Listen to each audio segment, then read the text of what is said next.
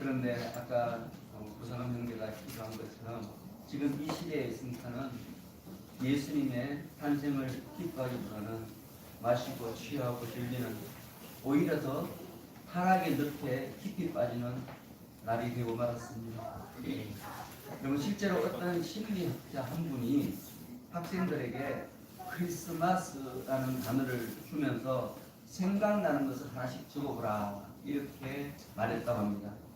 그때 그 대답을 살펴보니까 트리, 가시나무, 선물, 휴일, 칠면조, 캐롤, 산타클로스 뭐 이런 대답은 있는데 안타깝게도 예수님의 생일 이렇게 적은 사람은 한 명도 없었다고 합니다. 여러분 예수님이 태어나신 날을 사람들이 예수님을 기억하지 못하고 산타클로스를 기억하고 선물을 기억하고 여러분 그런데 우리 성도들마저도 저는 이런 모습이 있는 것 같아요. 여러분 제가 이제 성탄이 되면 인사 이렇게 문자를 많이 받거든요. 거의 다 문자를 보낼 때 이 뭐 틀이 이런 걸 보내요. 좀 예수님의 탄생을 기뻐합니다. 이 탄생 가운데 우리도 함께하기로 합니다. 이런 것을 보내야 되는데 예수님의 탄생을 맞이한 우리의 이 마음 자세, 우리의 기쁨을 전해야 되는데 이쁜 그림만 보내요. 이쁜 그림에 성부가 그려져 있는 그런 그림들을 다 보내는 거죠. 뭔가 좀 이 성탄절이 화석처럼 묻어 있는 건 아닌가 뭐 그런 생각이 좀 들었습니다. 여러분 우리가 이러한 시대에 예수님을 알아봐야 돼요. 예수님을 만나야 돼요. 예수님을 만나지 않고서는 우리의 삶의 존재 가치를 깨닫지를 못하죠. 옆에 있는 사람들의 존재 가치를 옆에 있는 이분이 왜 내 옆에 있는지 그 존재 가치를 알려면은 우리가 예수님을 만나야 돼요. 예수님을 만나지 못하면 옆에 있는 사람이 나에게 어떤 존재로 옆에 있는지를 깨닫지 못해요. 깨닫지 못하니까 사랑할 수가 없는 거죠. 여러분 우리가 진정으로 옆에 있는 사람의 가치를 알게 되면 결코 그 사람을 함부로 할 수가 없어요. 왜냐하면 옆에 있는 이 사람은 어떤 사람인가 하면 예수님이 친히 십자가에 못 박혀 대신 죽을 만큼 사랑스럽고 귀한 존재이기 때문에 여러분들은 정말 귀하신 분들이에요. 얼마만큼 귀한가 하면 하나님의 아들인 예수님이 대신 죽으셨어요. 뭐 때문에요? 여러분들을 살리려고. 그런데 옆에 있는 사람 함부로 대하면 되겠습니까? 여러분 우리 옆에 있는 사람에게 한번 인사하겠습니다. 예수님의 이름으로 사랑합니다. 예수님으로 사랑합니다. 여러분 우리가 예수를 만나면 사랑할 수밖에 없어요. 왜냐하면 존재 가치를 깨닫게 되기 때문에 그렇습니다. 여러분 오늘부터 이 성탄절 오늘부터 여러분의 존재 가치를 깨달을 뿐만 아니라 옆에 있는 지체들의 존재 가치도 위상을 높여주시는 여러분 되시기를 축원합니다. 아멘. 자 먼저 우리 21절 보시기 바랍니다. 우리 21절 다 같이 읽습니다. 시작. 아들을 낳으니 이름을 예수라. 이는 그가 자기 백성을 그들에게서 소원을 하시리라. 아멘. 자 당시 예수라는 이름은 아주 흔한 이름이었습니다. 자 요즘 예수님을 믿는 우리 성도들이 자녀 이름을 지을 때 예언이, 하은이 뭐 이렇게 짓죠, 그죠? 왜 그렇게 짓습니까? 하나님으로부터 은혜를 받기를 원하는 간절한 마음을 갖고 있어서 우리 자녀가 하나님 안에서 자라나기를 간절히 바라는 마음이 있어서 그렇게 우리가 하은이, 예언이, 예찬이 뭐 이렇게 이름을 짓지 않습니까? 그런데 이 당시 예수님이 태어날 이 당시에도 많은 사람들이 하나님께서 이 자녀와 함께하기를 간절히 바라는 원하는 마음으로 예수라는 이름을 많이 지었습니다. 뭐 옆에 몇 집 건너서 한 집의 자녀 이름이 예수였습니다. 그만큼 흔한 이름이 예수였습니다. 그런데 우리 예수님의 이름은 이 아이가 정말 하나님을 잘 믿기를 원한다, 하나님과 함께하기를 원한다, 하나님께 축복받기를 원한다 하면서 이 부모가 지어준 이름은 아니다. 그것을 21절이 말하고 있는 거죠. 자, 이 이름은 예수님이 태어나기 이전에 이미 하나님께서 지어주신 이름이라는 것입니다.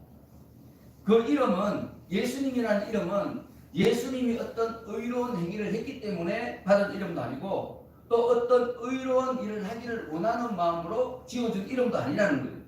이미 나기 전에 창조자이시고 구원자이신 하나님의 아들, 그에게 하나님께서 지어주신 이름이었다는 거죠. 여러분, 이 예수라는 이름에 대해서 사도 요한이 요한복음 1장 1절에서 이렇게 말합니다. 태초에 말씀이 계시니라. 이 말씀이 하나님과 함께 계셨으니 이 말씀은 곧 하나님이시라.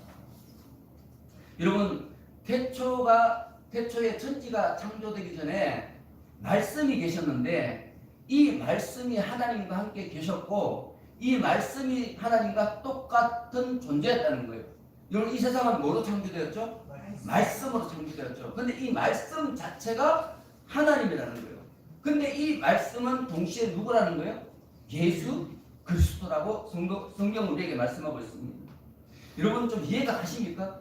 말씀이 천지를 창조하셨는데 이 말씀이 하나님이고 또 이 말씀이 곧 예수 그리스도다. 좀 이해가 되십니까?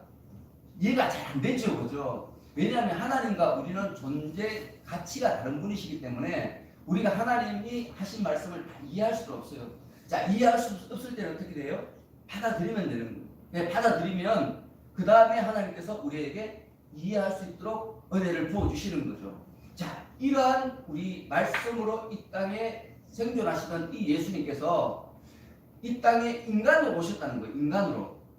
인간으로 오셨는데 어떻게 오셨는가 하면 요한복음 1장 14절에 이렇게 말합니다. 말씀이 육신이 되어 우리 가운데 거하심에 우리가 그 영광을 보니 아버지 독생자의 영광이요 은혜와 진리가 충만하더라. 이렇게 말하고 있습니다.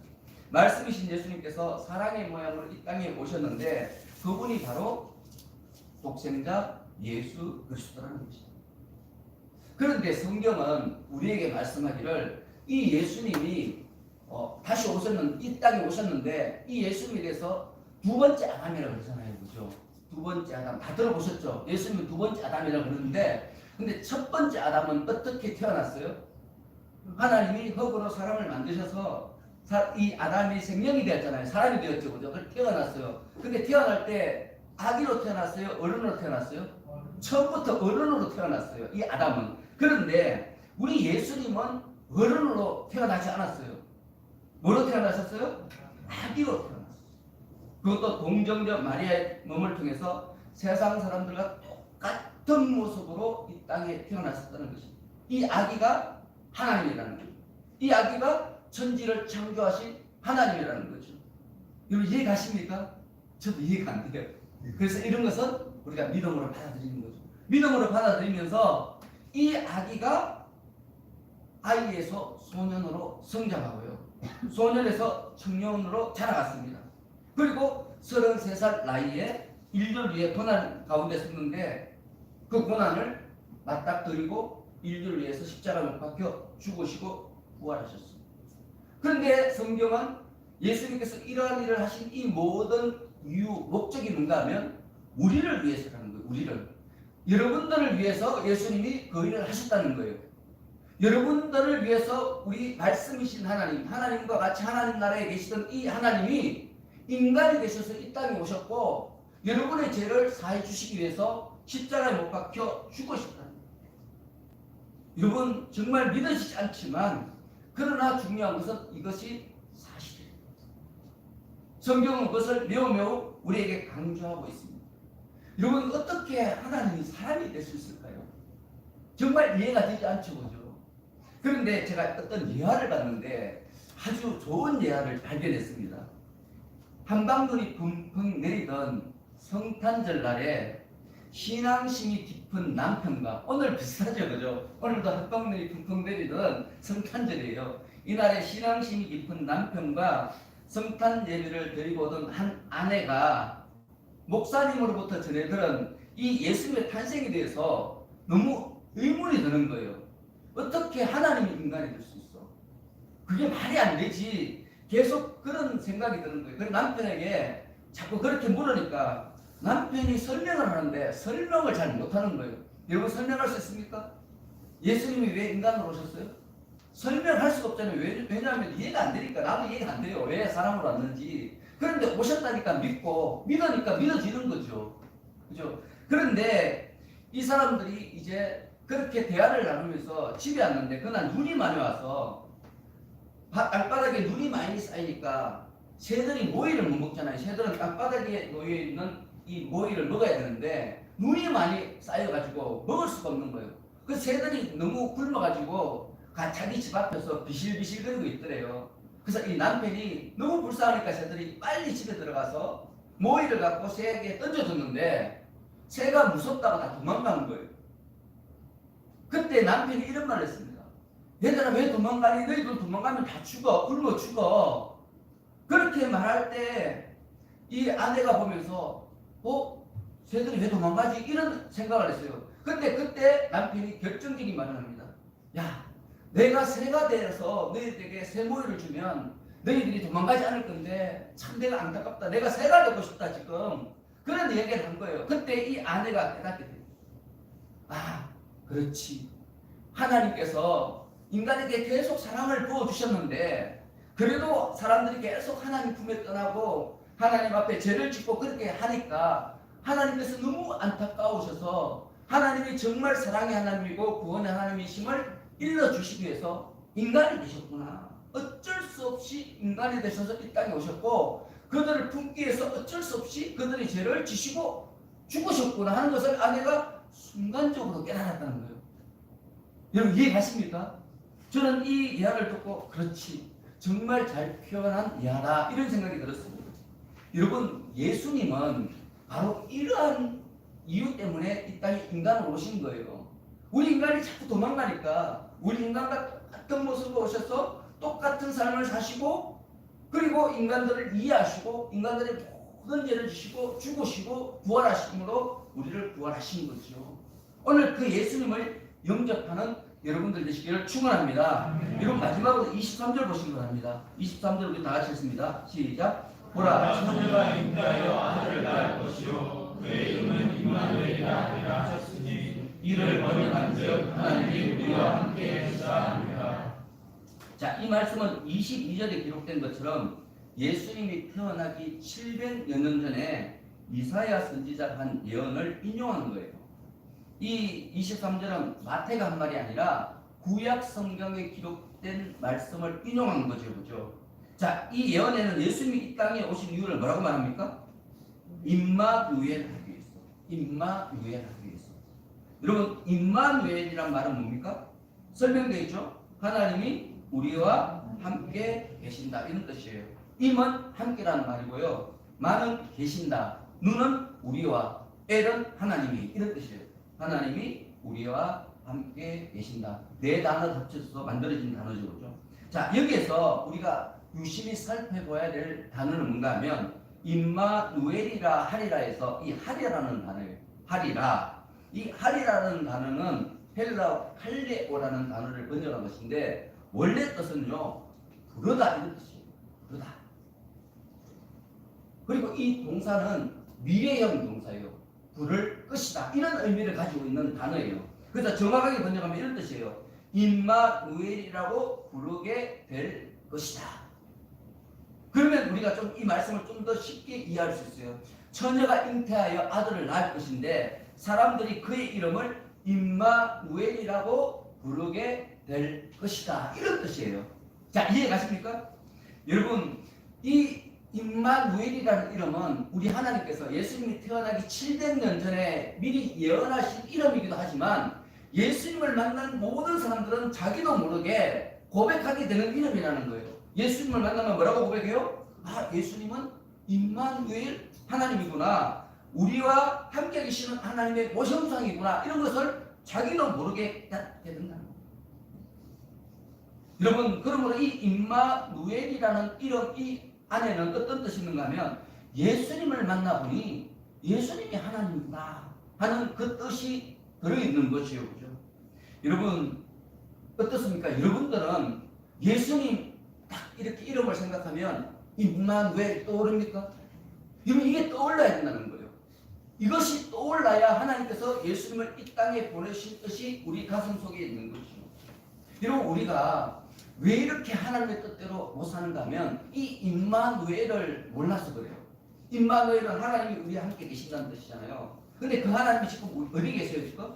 우리 안에 계시잖아요. 성령으로 우리 안에 계시죠, 그죠? 임마누엘 하나님께서 우리 안에 계시는데 그 하나님 우리 안에 또 계세요. 그래서 우리는 하나님이 살아계시다는 것을 세상 가운데 증명할 수 있는 증인들이 되는 거죠. 그래서 예수님께서 말씀하시기를 너희가 성령을 받으면 땅 끝까지 이르러 내 증인이 되리라 이렇게 말씀하셨어요. 왜냐하면 우리 속에 뭐가 있기 때문에 임마누엘 하나님이 계시기 때문에 그런 거예요. 그래서 사람들이 우리를 만나면 저 사람이 믿는 예수님이 누구라고요? 하나님이시네 하는 것을 깨닫게 되는 거예요. 자, 여러분 지금 여러분들은 어떤 삶을 살고 있습니까? 사람들이 여러분 만나면 예수님 믿으시죠? 하나님 믿으시죠? 이런 말 합니까? 내가 예수를 믿는다 말하기 전에 혹시 예수님 믿으십니까? 뭐 그런 말을 들어보셨어요? 근데 교회 다니고 이만. 교회 다닙니까? 그 정도만 해도 아주 성공적인 삶을 살고 계신 것입니다. 여러분 사람들이 우리를 볼 때요 예수님이 생각나지 않으면 우리는 잘못 사는 거예요. 어쩌면 나는 구원을 받지 못한 지금 그런 위치에 있는지도 몰라요. 왜냐하면 야고보서가 말씀하기를 행함이 없는 믿음은 죽은 믿음이다 이렇게 말씀하셨어요.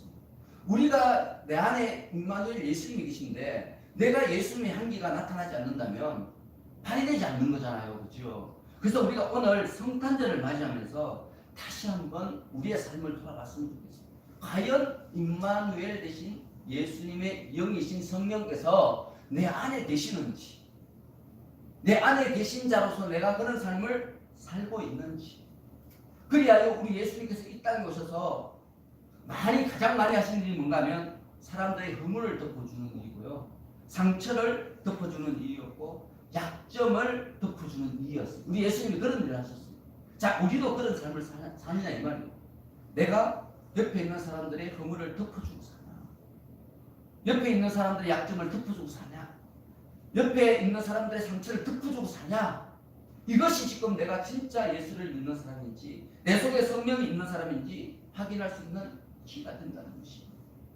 그래서 오늘부터 정말 여러분을 위해서 옆에 있는 사람들이 복 받는 놀라운 일이 있기를 축원합니다. 여러분들은 다 복의 근원이세요. 아브라함이 복의 근원이잖아요. 너는 복 덩어리가 될 것이다 우리 하나님께서 약속하셨죠. 우리는 아브라함의 자손이에요. 믿음의 자손이에요. 우리도 아브라함인 거죠, 그죠? 우리도 복 덩어리인 거죠. 아브라함보다 더 큰 복이에요. 우리 속에는 성령께서 계시기 때문에. 그래서 오늘 가는 곳마다 놀라운 이 복을 전해주는 복덩어리 역할을 잘 감당하는 여러분 되시기를 축원합니다. 기도합니다. 하나님 아버지, 임마누엘 되신 예수님께서 이 땅에 오신 성탄의 날에 거룩한 마음으로 기대하는 마음으로 주의 전에 나왔습니다. 오늘 예배드리는 우리 성도 한 사람 한 사람이 다 평강의 왕이신 예수님을 만나게 하시고 그 크신 은혜를 누리게 하여 주옵소서. 그리고 주신 은혜를 가슴 깊이 품고 세상에 들고 나아가 주위에 있는 모든 사람들의 허물을 덮어주고 상처를 덮어주고 예수님의 은혜, 구원의 은혜를 증가하는 저희가 되게 하여 주옵소서. 우리를 구원하신 예수 그리스도 이름으로 기도하옵나이다. 아멘.